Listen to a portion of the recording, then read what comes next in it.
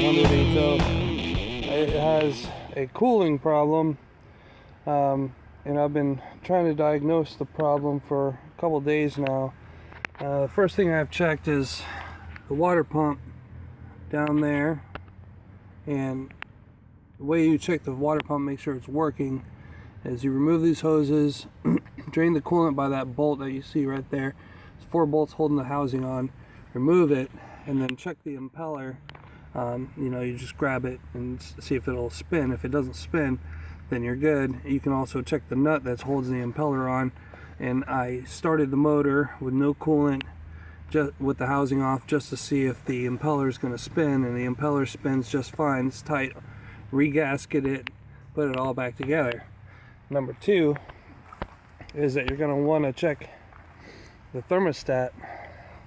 And in my case, the thermostat was bad up in here, right there. Pull the thermostat housing off, and then pull the thermostat out, put a new thermostat in it. Check the hoses. Everything's good, it doesn't leak. Next, you want to check your reservoir, your overflow. In my case, the very bottom part on that is part of the overflow, that little barbed inlet right there. This thing is broken, so I got a new one coming in for that. You definitely want to check to make sure there's no leaks on that. Definitely want to check this, and I think this is my problem right here. The coolant remote neck filler. This thing right here, it's got a brand spanking new radiator cap. Now, what I believe the problem is that this thing is not making a good seal. And let me take the cap off and I can show you what I'm talking about. I think right here, see how oblong that is? It almost is like egg shaped. Not only that, but around this top part, it's chipped. It's not making a good seal against the top seal of the radiator cap. That top seal right in there. The other part of this, the problem with this is, if you can see down in there, let me get some light on it.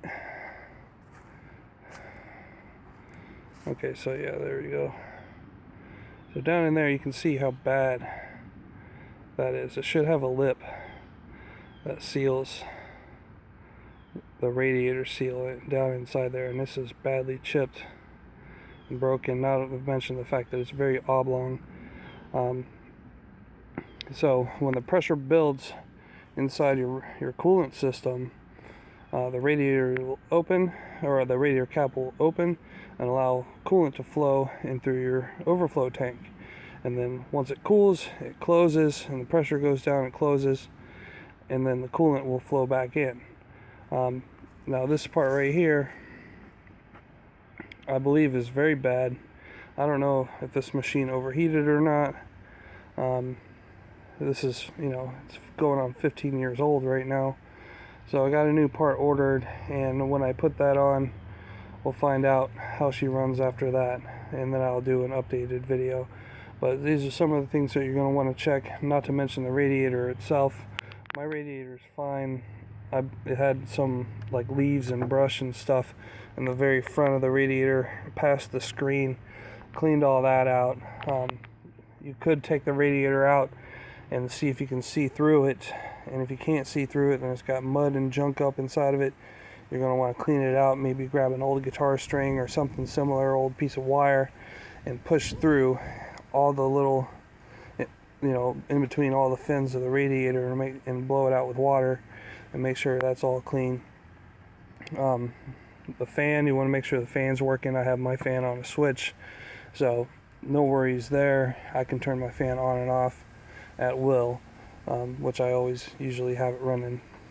So this right here, I'm pretty sure is the big problem that I'm having, since it's oval. It's not having a good seal against the radiator.